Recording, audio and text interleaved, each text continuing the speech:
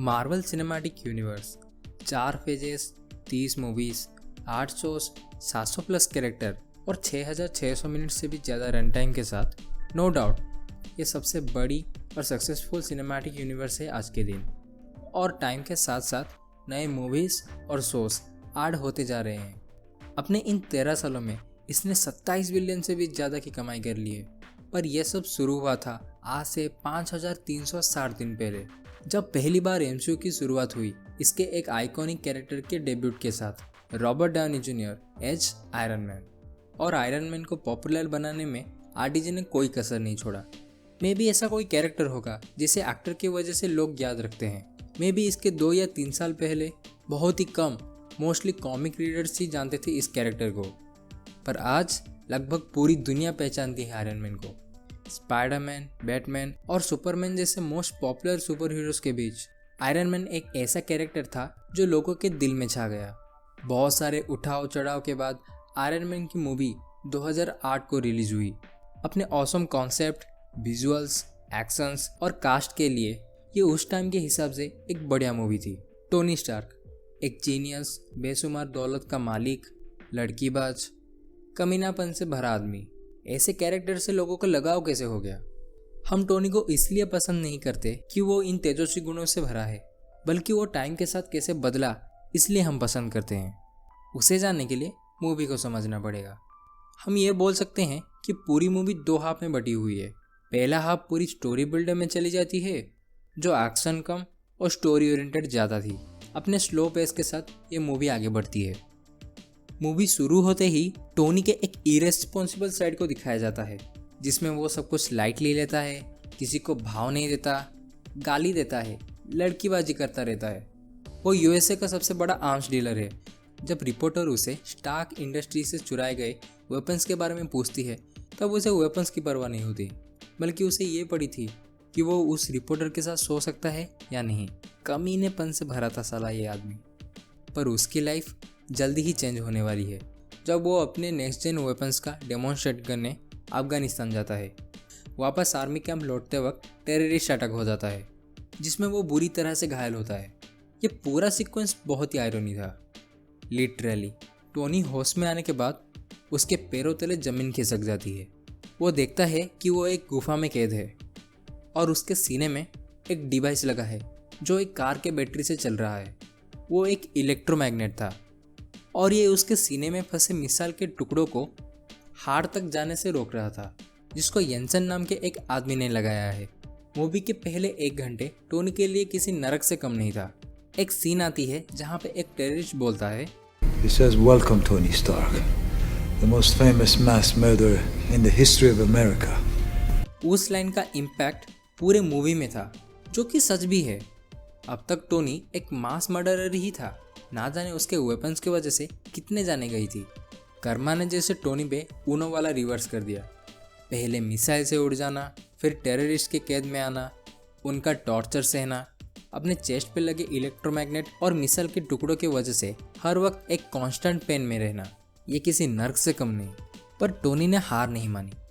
Jansen के साथ मिलके वो एक आर्क रिएक्टर बनाता है, जो कि एक तरह से एक एनर्जी सोर्स होने वाला था। टोनी के पिता हावर्ड स्टार्क ने एक ऐसा ही रिएक्टर बनाया था जो उसके प्लांट को पावर देता था। टोनी का रिएक्टर उसी आर्क रिएक्टर का एक छोटा वर्जन था, जिसको यूज़ करके टोनी एक सूट बनाने वाला था जो उस सूट को पावर दे सके और उसे वहाँ से निकाल सके।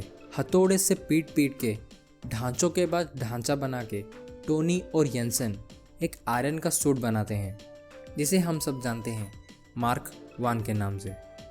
इसी दौरान टोनी को येंसन जान रहा था। टोनी के अंदर की अच्छाई को वो देख पा रहा था और टोनी को उसकी गलतियों का एहसास करवा रहा था। मानो जैसे वो एक मोटिवेटर था टोनी के लिए, जस्ट लाइक पीटर के लिए अंकल बेन। येंसन की ये लाइन टोनी के लाइफ को डिस्क्राइब करता है।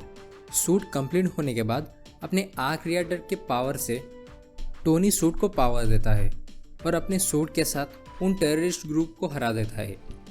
पर अनफॉर्चुनेटली इस बीच येंसन बुरी तरह से घायल होके मर जाता है। पर मरने से पहले वो टोनी से कहता है,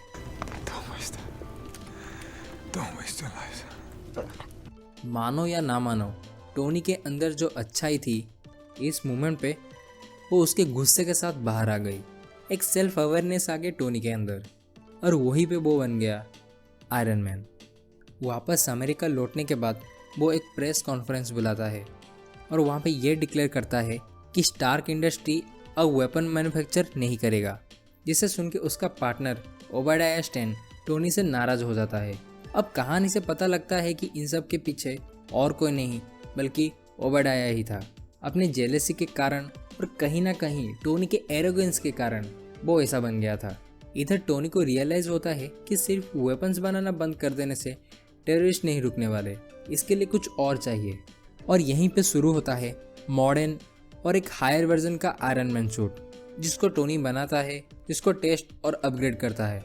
यहाँ पे एक सीन में वो अपने आप को शीशों में देखता है और उन्हीं शीशों को ब्लास्ट करता है, जैसे वो अपने पास्ट सेल्फ को मिटा के अपने नए सेल्फ को एम्ब्रेस कर रहा हो। अपने पूरे सूट को अपग्रेड करने के बाद टोनी फिर से अफगानिस्तान जाता है और उसी टेररिस्ट अड्डे पे घुस के वो उन सब टेररिस्ट को मारता है। एक आदमी जो एक सूट पहनकर फाइटर प्लेन से भी ज़्यादा तेज उड़ता हो, कितना कूल है। पर टोनी अपने पिता की लेगेसी को संभालते संभालते अपने आप से ही अलग हो गया था, कहीं खो सा गया था अपने माँ बाप को खोने के बाद। पर यह मैटर नहीं करता कि वो कैसा था, अब ये मैटर करता है कि वो अब क्या करेगा। उसका पर्सनालिटी चेंज नहीं हुआ पर उसका पर्पस बदल चुका है। मूवी में आगे चल के ओबाडिया टोनी की आर्क राइडर को लेके अपने खुद का एक सूट चलाता है आयरन मॉन्गर, पर येंसन के साथ बनाया गया आर्क राइडर को यूज करके टोनी आयरन मॉन्गर को हरा देता है और मूवी के एंडिंग में पब्लिकली एडमिट करता है कि Truth is,